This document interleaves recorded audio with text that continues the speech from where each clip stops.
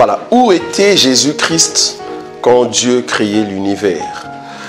D'abord, pour répondre à cette question, il faut comprendre que quand nous parlons de Jésus-Christ, il y a une différence entre ce que nous disons Jésus et le Christ. En fait, le Christ, c'est l'Esprit éternel qui a existé avant. Maintenant, le Christ devait entrer dans les temps. C'est dans les temps qu'il doit porter un corps pour que ce corps puisse avoir un nom que nous appelons Jésus. Or, quand Jésus va poser la question aux Juifs, par exemple, il dit votre père Abraham a vu le jour de ma naissance et il a tressailli de joie. On lui a posé la question, mais tu n'as pas encore 50 ans. Tu n'as pas 50 ans. Comment tu peux dire que tu as déjà vu Abraham? Jésus va répondre, avant qu'Abraham fût, moi je suis. Posons-nous la question. C'était qui? C'était Jésus ou c'était Christ? Une simple question.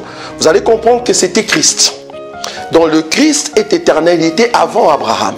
Il était avant Adam. Il était avant la création. Parce que le Christ est éternel. Maintenant, le Christ, quand il est entré dans les temps, parce qu'il devait porter un corps, c'est là-bas qu'on l'appelle Jésus. Donc si nous disons Jésus-Christ, où était-il quand Dieu créait l'univers? Ben, c'est lui Dieu. Donc c'est lui le Christ qui a créé toutes choses. Genèse chapitre 49, le verset 10. La Bible dit ceci: le sceptre ne s'éloignera point de Juda, ni les bâtons souverains d'entre ses pieds, jusqu'à ce que vienne le Shiloh, et que le peuple lui obéisse. En fait, cette écriture explique Juda physique parmi les enfants de Jacob. Dieu a donné la souveraineté que c'est par Juda, la descendance de Juda, ce sont eux qui vont prendre tout ce qui est la royauté, c'est-à-dire le roi. De la même manière que Dieu a choisi parmi les enfants de Jacob que c'est Lévi qui va travailler dans le sacerdoce, Dieu a choisi que tout ce qui est royauté passe par la descendance de Juda. Alors, quand on prend cette écriture qui l'amène jusqu'au Shiloh, quand on dit jusqu'au Shiloh, c'est-à-dire la dernière personne qui va posséder toute l'autorité royale, la souveraineté. Or, le Shiloh en question qui sort par Juda, le dernier, c'est notre Seigneur Jésus. Donc, c'est par Juda que le Seigneur Jésus est sorti comme étant roi.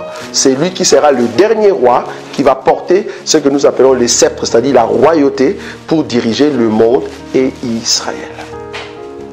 Quel était le plan de Dieu quand il créait l'homme en ce qui concerne la création? L'Écriture dit que Dieu, en créant toutes choses, il était en train de rechercher un cultivateur. C'est-à-dire quelqu'un qui va prendre soin de tout ce qu'il a mis comme entreprise. Parce que Dieu, c'est un chef d'entreprise, il avait son entreprise, mais il voulait que quelqu'un représente, en fait, ce qu'il a créé. Or, nous avons compris que lors de la création de l'homme, la Bible dit quand il a formé l'homme de la poussière, Dieu va souffler à l'intérieur de la masse de terre et c'est comme ça que l'homme devint un être vivant. Donc l'homme qui devait au fait diriger la société des dieux, l'homme qui devait au fait orchestrer ou soit préparer et ou garder ou cultiver le champ des dieux ou l'entreprise des dieux, cet homme ne vient que des dieux. C'est-à-dire, nous avions une masse, mais remarquez que le véritable Adam va venir à l'intérieur des dieux. Parce que quand Dieu a soufflé, c'était au fait projeter Adam, projeter un esprit vivifiant qui entre dans les corps, afin que cet homme soit capable de gérer la pensée des dieux. Or, nous allons comprendre que l'idée était de ramener cette pensée jusqu'à Christ. Parce que le véritable homme qui devait orchestrer, préparer la société, bien gérer les choses des dieux, cet homme dans le monde partout, depuis que l'homme a été homme, n'est que le Seigneur Jésus-Christ. Donc nous avons compris le véritable Adam, dans lequel il y a le souffle de Dieu dans la plénitude, c'est le Seigneur Jésus. Donc le plan de Dieu était que Jésus, Dieu lui-même dans la chair, vienne pour arranger ou préparer tout ce qu'il a créé.